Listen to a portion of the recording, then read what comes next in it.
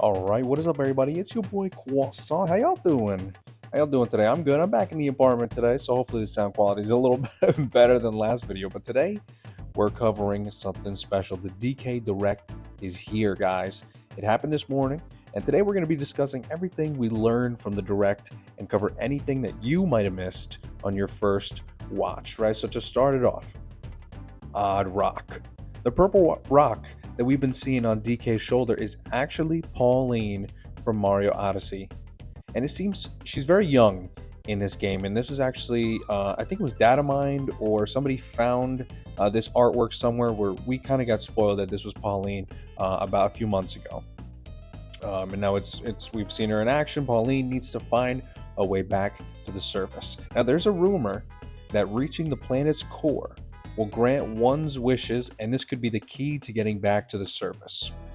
Okay, so that's a little plot. We've seen some new environments, right? Besides what we saw in the treehouse event a few months ago, we see some desert areas, super lush green forest areas, cold winter areas, and beachy areas as well. So these are, Odyssey staples, I would say. Just like Mario Odyssey, people are going to learn to have insane control over Donkey Kong's movement, because we see some footage of Donkey Kong climbing up a vine very quickly, right, using like omnidirectional movement, seeing him roll around and bounce from branch to branch.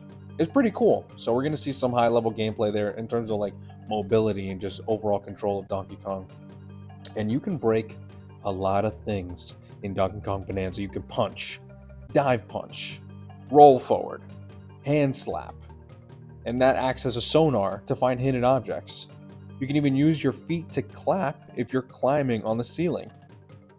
Tear off, right? You can grab a chunk of terrain or a piece of an enemy. And then DK can do a lot with the chunk. Right? So he pulls off the chunk, he can swing the chunk like a bat. The harder terrain can be swung to break up weaker terrain, right? Or spiky thorns. Chunk jump. DK basically has a double jump. He throws the chunk below him, right? Gets him more air time, kind of like Mario jumping off of Yoshi for like an extra boost. He can, of course, throw the chunk. This is going to give him some ranged attacks, and I'm sure will aid in like a ton of puzzles and flying targets as well. There are also boom rocks and gold rocks that we saw in the last trailer, but these can be thrown to create massive explosions in terrain. And DK can throw chunks of softer material and stick them together to create new formations. This could be useful for puzzles, and probably allows the player to find multiple ways to solve a problem, kind of like Breath of the Wild. Turf Surf. This allows DK to surf on top of a chunk, similar to Link's shield surfing, but this can break terrain, destroy smaller enemies as well. Pauline is a great singer, right? And singing is definitely a big mechanic in Donkey Kong Bonanza that gives Donkey Kong an idea of what direction to go in for his current quest. Singing also removes Void Company seals from objects, allowing DK to enter secret levels, things like that. Classic DK barrels are back. And we see some elemental environment interactions as well. There's a lake of lava and a chunk of ice DK can actually grab to use to turf surf onto, like, to avoid falling into the lava. He's creating this path of ice. And there's also some magic terrain that we see Donkey Kong climb up, and when he pulls a chunk out of it, it allows DK to fly for a short amount of time. We also get to see some of the inhabitants of the underground layers. Cranky Kong and Rambi make a return, and I'm sure they're going to have their own side quests or maybe act as a traveling merchant for DK, something like that. We meet the giant elders next, who possess ancient Bonanza powers. By learning the elders' songs, Pauline can sing and make Donkey Kong transform. So Kong Bonanza has incredible strength that can tear through the toughest terrain. Zebra Bonanza, this one might be my favorite, gives Donkey Kong incredible speed and the ability to run on water or crumbling pathways. Ostrich Bonanza gives Donkey Kong the power to fly and drop egg bombs on enemies below, which is pretty cool. And these are the only 3 transformations that we've seen in the trailer. There could be more, Obviously, I don't know if they would give away everything that they have in store for us, but the transformations work on a cooldown, and you can refill your meter by grabbing gold to refill your Bananergy. Okay. You can seamlessly swap between powers to solve puzzles, to get creative in fights as well.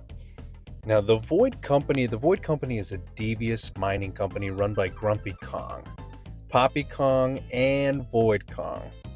Now, they're going to be our main bad guys, and they're on their way to the planet core just like us.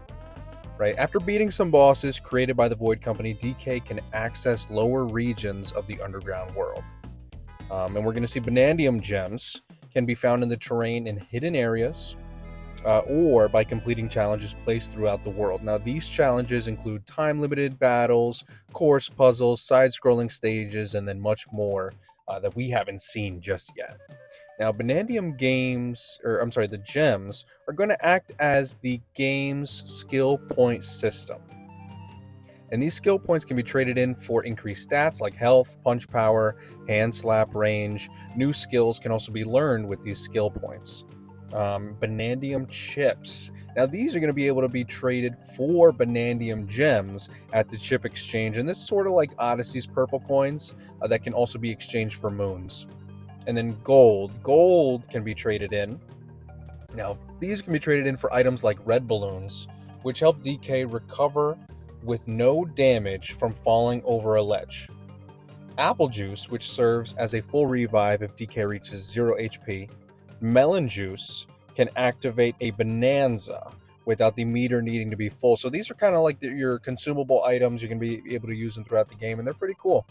Fossils are a new addition that act similar to how purple coins operated in Mario Odyssey. Collect fossils, turn them into new outfits. You can mix and match what neckwear and breeches DK wears and what outfits Pauline wears.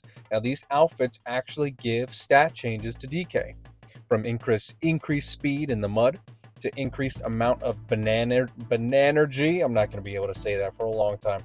How much increased amount of Bananergy gained from gold to extended Bananza time. So there are a lot of different ways to customize how you want to best play DK. Now, you can even change your fur color as DK. This seems to be purely aesthetics and serves no actual difference in stats.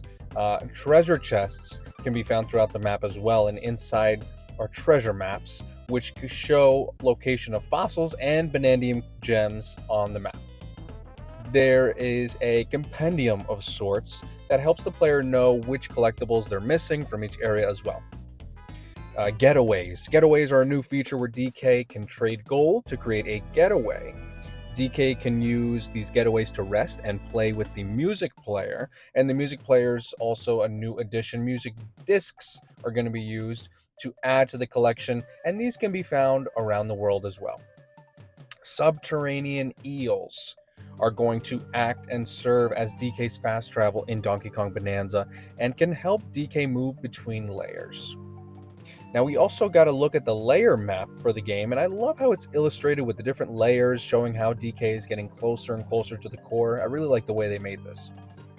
Next is photo mode. Photo mode was shown in the Nintendo Treehouse Presents, but now we can see it with different filters, different lenses, and that would be cool to create like custom thumbnails for videos, for instance. So I think that's really cool. Next, we get a frame of a chimp with a miner's helmet, looking away from the camera that kind of looks a little bit like Diddy Kong. More on that later on. Co-op mode was introduced, and it allows each player to control a character with each Joy-Con. One player is DK, the other player is Pauline. Now, as Pauline, you can unleash vocal blasts and point and click using the mouse function. Now, Pauline also can copy the material of any object nearby, and then changes the material of her vocal blast into that material. So vocal blasts don't seem unlimited as well, as every time she sends out a vocal blast, the meter under the aimer, it loses a notch. So who knows how the meter is going to refill, right? With gold, with time, who knows? Bananza also has game share, which is nice. So Switch 2 can share with Switch 2 or Switch 1 consoles. Assist mode is also available to help guide the character more and halves the damage taken. So it's definitely for younger audiences or people who just want to enjoy the scenery and platforming. And then DK Artist is a mode where the player can basically create structures by carving. Yeah, like they carve stones to create these sort of structures. And this is a cool way to just like decompress, show some creativity, do some creative work. But I don't see myself utilizing this function a lot. It's just kind of like a cool thing that they're adding. Amiibo was also showcased, and they showed the new DK and Pauline figure. It looks good. Some unlock new outfits, destructible objects, and throwable materials as well for the other existing amiibos. Now we get some more general gameplay footage in DK ziplining with a rock chunk, and next we see some sort of like racing minigame where DK and Pauline are racing on rhinos against none other than Diddy and Dixie Kong.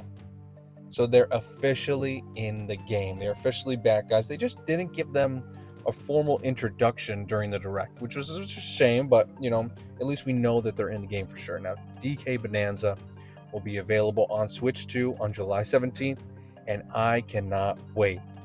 It'll also be $70, and this looks like a $70 game to me. I'm not lying. I'm sure if it was $80, a ton of people would still buy it as well. And that's the direct, guys. I was really apprehensive about this direct at first. I was thinking that what could they possibly show us in this direct that they couldn't showcase in a regular trailer, but they got me. I was thoroughly surprised, and I cannot wait to play this game. And it definitely makes me want to Switch way more than just Mario Kart. So let me know what y'all think down below. Are you excited about DK's return? Does this make you want to Switch too if you don't already own one? What is your favorite animal? Funny enough, my favorite animal is a rhino, so that's another reason why I need to play Donkey Kong Bananza right now, guys. Anyway, thanks for watching. Make sure to like, comment, subscribe, and I will see y'all soon. Peace!